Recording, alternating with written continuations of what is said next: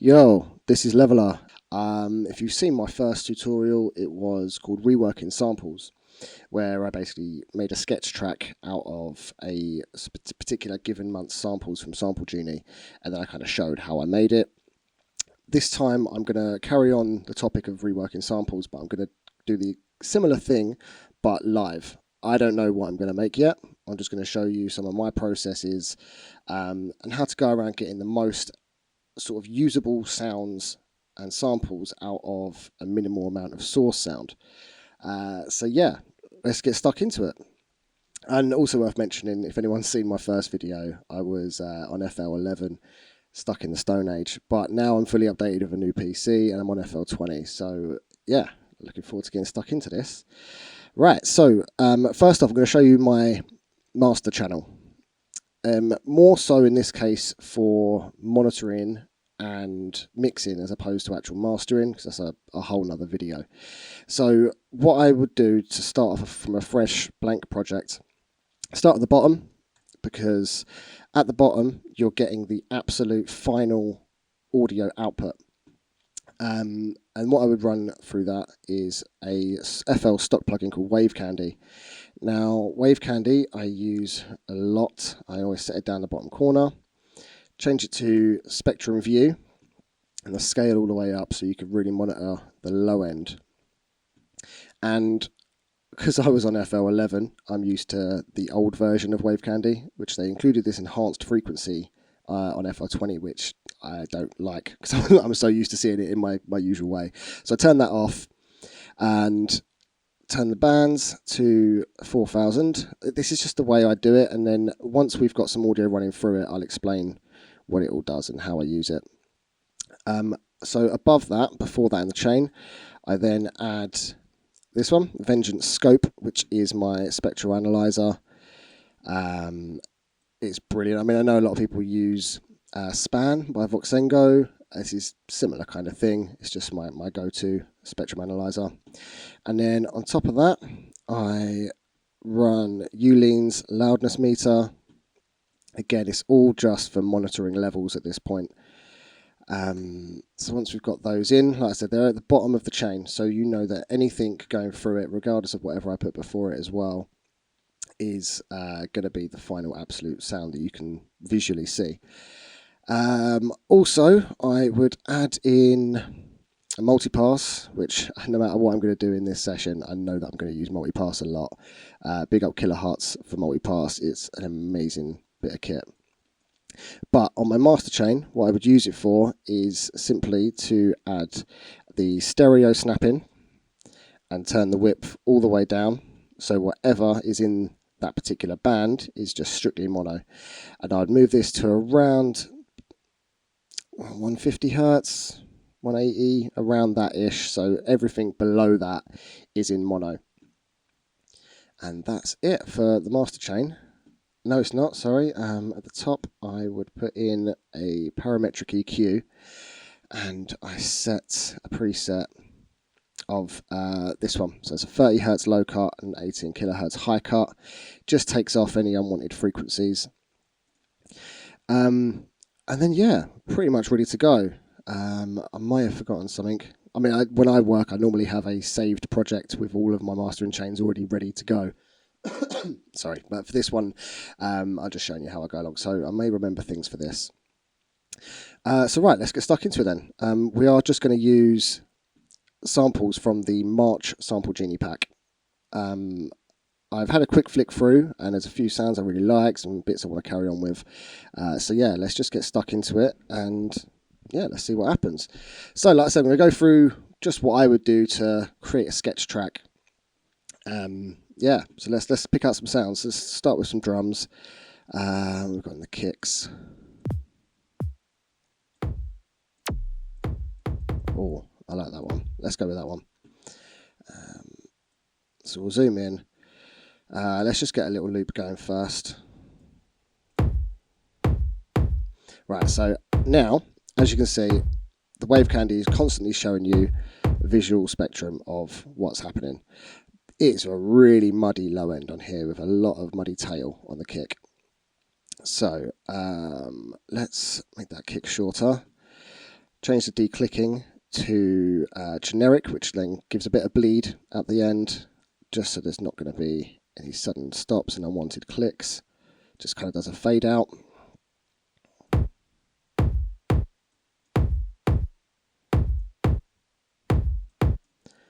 There is a lot of tail on that. Let's turn that out down. Right, let's just run with this one for a minute.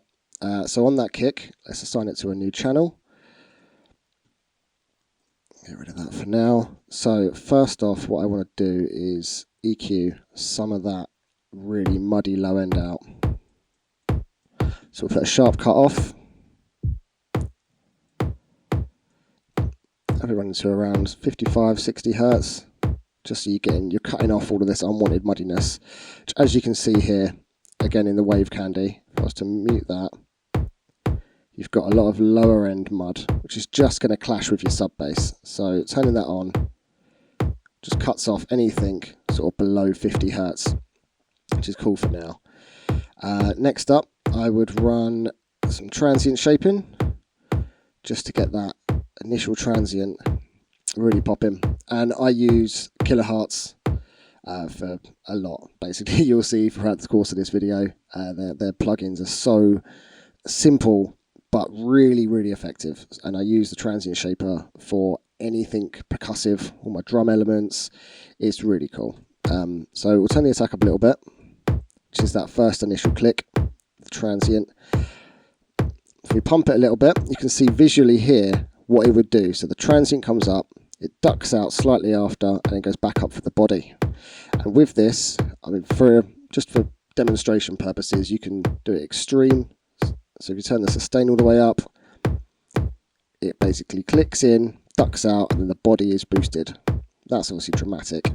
So you can turn the attack of the first transient up, mess around with this, and the speed is also the speed of the transient. So in dramatic terms, just so you can hear it, you've got a tiny little transient click at the beginning.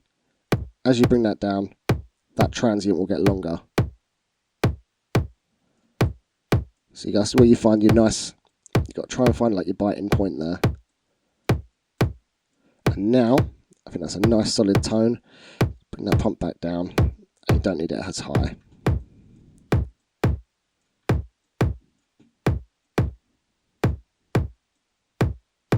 Okay, it is hard to mix kicks just on their own, so let's get some other elements going in and then we can come back to it.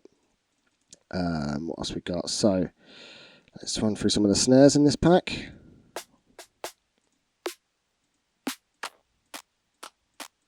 Some really nice sounds in here. Oh, I like that TB snare. Let's run with that. So first thing we want to do is chop off a lot of this unwanted silence.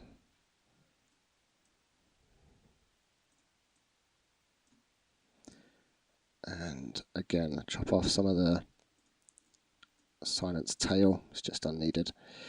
And alright, so that snare is really loud.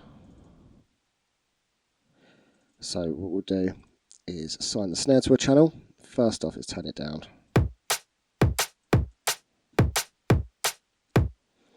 And the first thing I always do with a snare is EQ, roll off anything, any unneeded low end rumble. So if I solo the snare and play it, this is precisely why I have Wave Candy running all the time. Because although you can't hear a lot of low end in that snare, you can see that there is, which is all these darker bits here.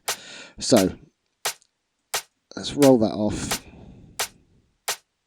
right up to the sort of the fundamental hit. And as you can see now, you're getting rid of all of that unwanted sound. And all that would have done is just muddy up your low end. So you've got to make sure everything is clear away from your sub bass section. Next up, let's try some transient shaping on that snare. Oh, just really brings out that bite.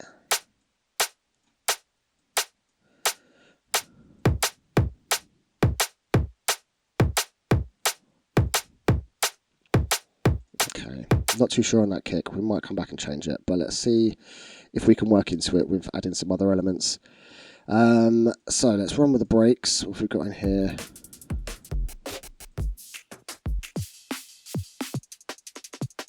Oh, I like that. Oh, okay. Right, let's see if we can just use the static from that, because we could use that.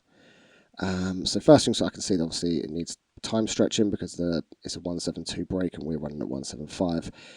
What I love about FL Studio is it's so simple. You literally just drag that up and snap it to the grid and it's instantly in time.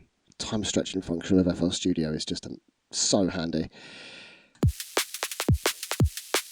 Right, that is really, really sizzly on the high end, which, alright, so let's try and work this into our break. So assign for a new channel. We've already got our kick and snares, so let's first off roll off all of that low end.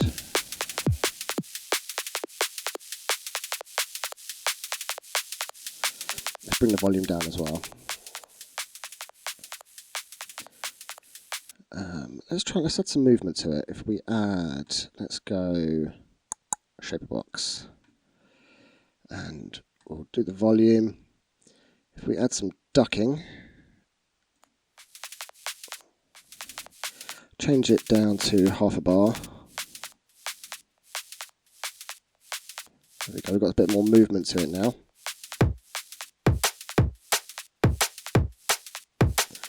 Still think that sounds really high. Let's try and pitch it down.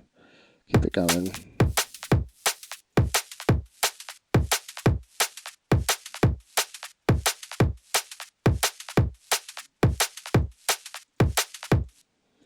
I'm going to try and add a little bit of reverb to that kick, just so it doesn't cut out so quickly. For what I'd use, sometimes if I'm going to reverb, actually I'll process the break separately later, but I am just going to show how I'd do a little bit of reverb on the kick. So what I would use is multipass for this, because then you can assign different effects channels to certain frequency bands. And obviously we don't want any sub to on the real low end of that kick. So if we set this, if we first off solo the kick and get it looping. So as you can see with this, whatever you put in this chain, it's only going to affect from whatever you set the parameters to, basically. So if we add a bit of reverb, send that decay right down.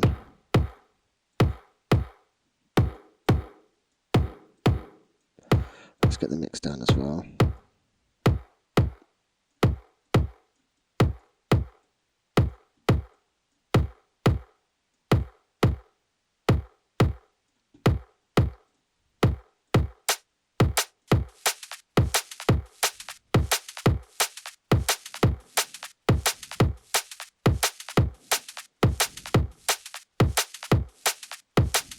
Right, let's just run with that for now.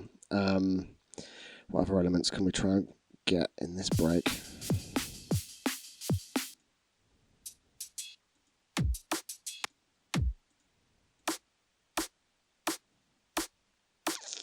Percussion, let's have a look at that.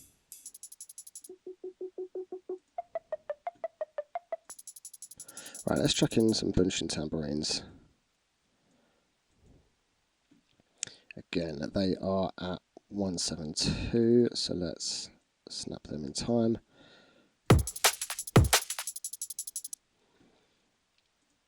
Right, because we've got this running through shaper box, which ducks out the first 4 notes and just raises up the second part, what I want to do is add some tambourines to fill in the space there.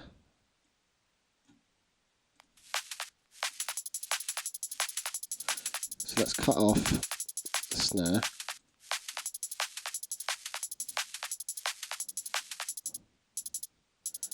There we go. So it looks like there should be some click in there, but there's not. And then yeah, it just kind of fills up the space.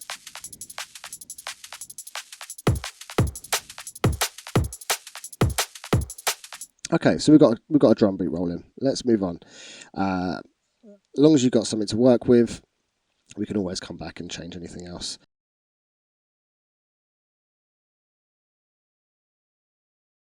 Hello guys, this is Subtension and you are watching Sample Genie tutorial. This is going to be a little bit of challenge because I've been given this sample pack from March 21, and those are only samples I can work with today. So let's see if we can come up with something serious only from those samples. I will start with not the drums or not the construction of the track, but only with some, for example, lead sound or something main, which will be like base of the track. So let's see what we got here at first, and then let's proceed to some processes to get those samples working.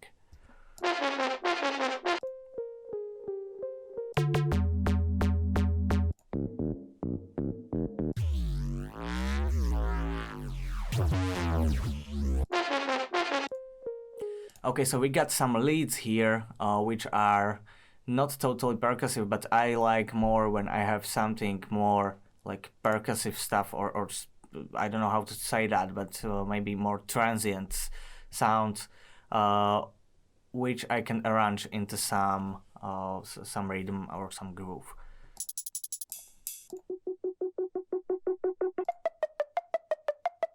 Okay, this one might work. Let's see. Okay, it's Princess.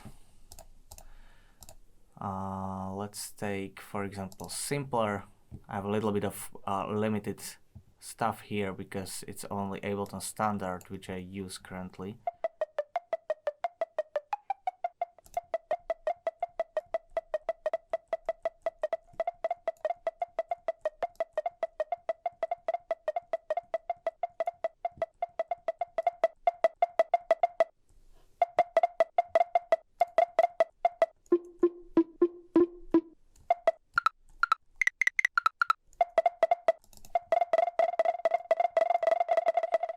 Okay, I like to work with delay and basically automate this time of the delay.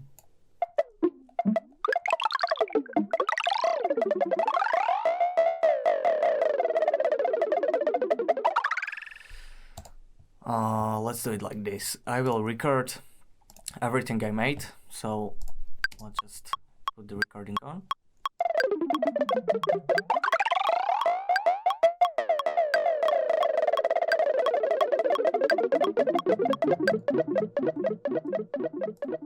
Okay, one mistake. I've forgotten this thing, which allows me to record also automation of the instruments. So let's do it again.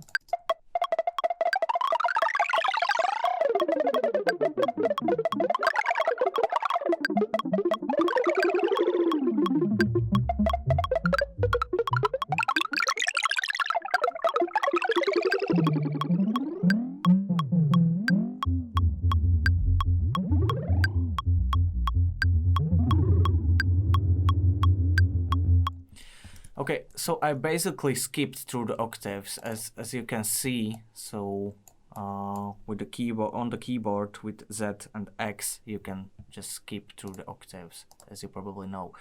So let's freeze the track. I like to work with audio because I see everything here.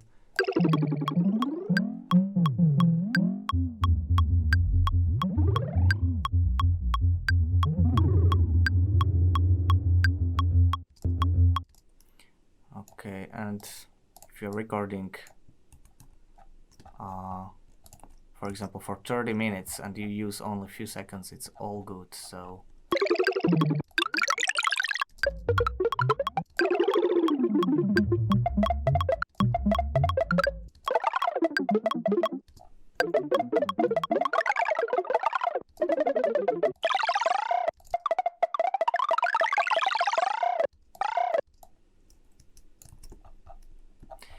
I'm just picking up the stuff I might like or might use later, and then putting it aside.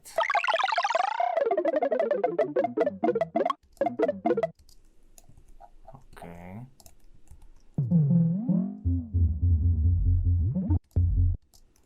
Maybe we will use also this one.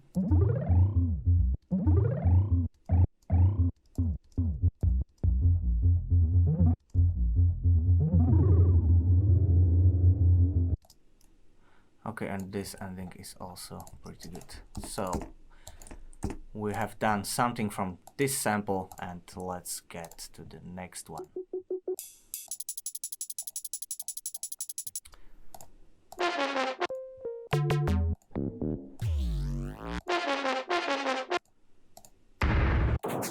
Okay, actually, this one from Banshin could be good as well.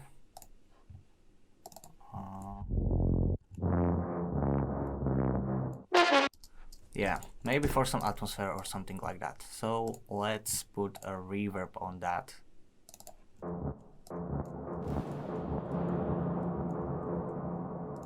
And also the limiter to put up all the reverb after it plays. So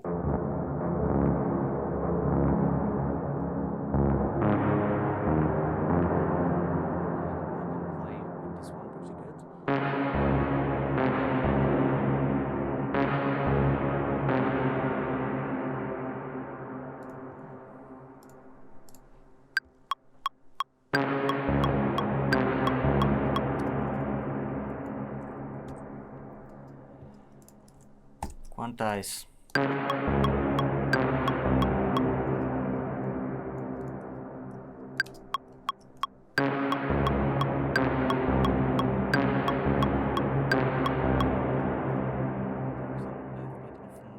I think it needs less reverb.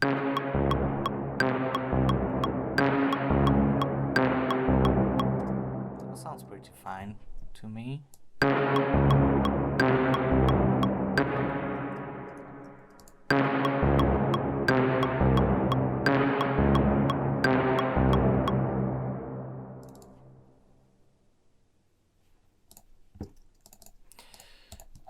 Okay, I guess we can put here some beat only to know how it's gonna sound in groove.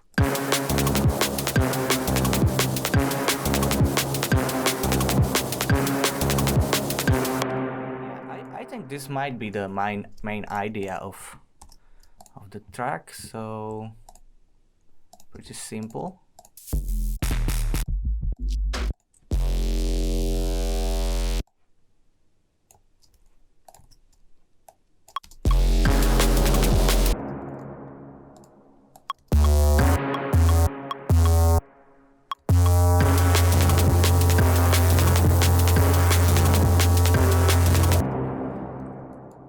The reason why I've pitched the bass by 12 semitones is just to hear better the frequency, you know, the tone which the bass is in, because I'm on headphones right now and it's not very audible all the time. So now I know that this is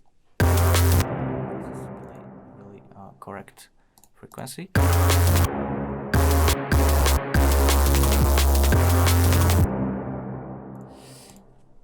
Okay, if I pitch this octave down, I'm not sure if it's not gonna...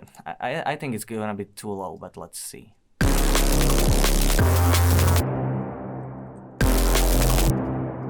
this is going to octave up.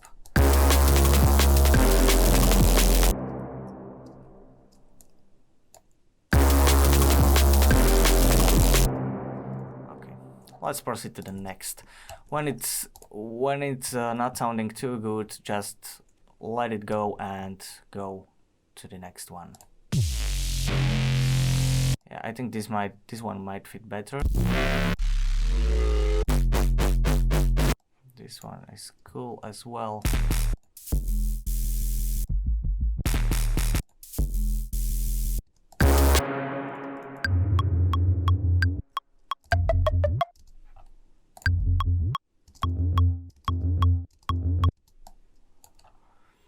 I'm not sure if I can integrate those sounds into this groove, because this lead is it makes it quite full. It sounds all the time.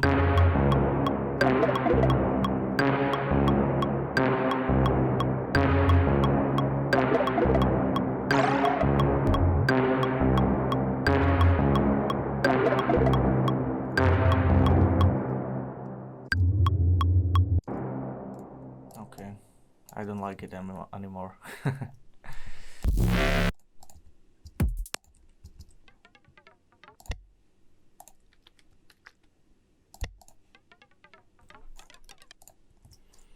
Yeah, those sticks are what we recorded with Trello, if I remember, quite of a time ago.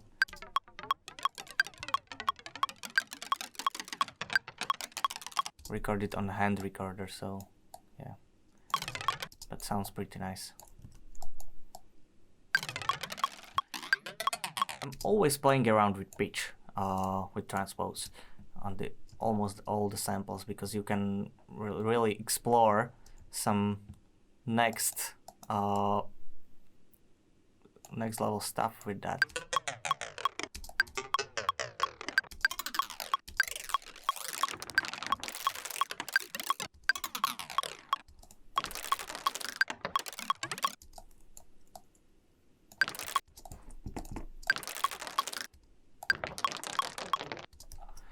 Yeah, and maybe we'll just cut some bits of it.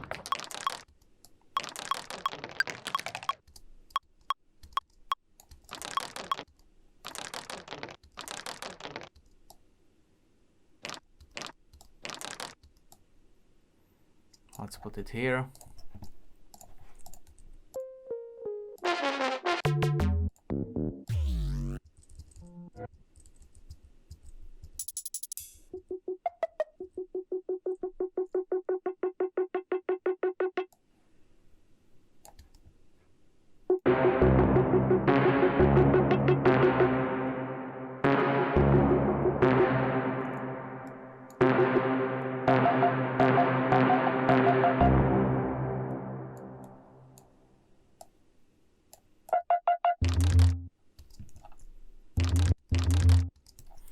Yeah, and then layering of the samples is the next thing I wanted to show you. Let's take those again. Oh, we got them here, okay. So let's take those and maybe let's pitch them down.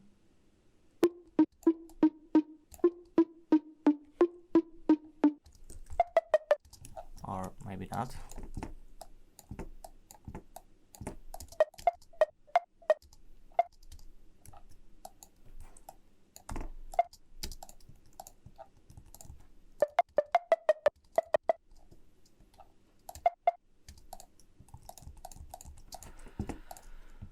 Okay, and I will take some kick. Sorry, it's here. This might be good. Okay, don't forget about the little fade in at the beginning. And I'm going to use this kick as the base layer for this percussion bow.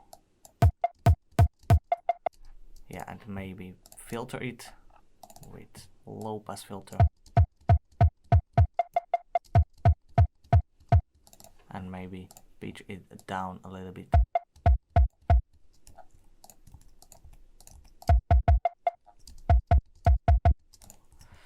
Yeah, also we could take some noise from this.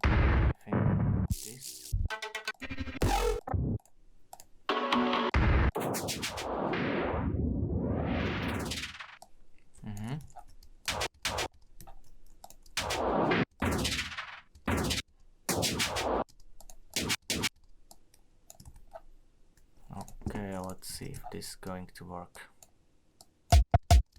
Yeah. Okay, so noise is really universal signal and it definitely helps.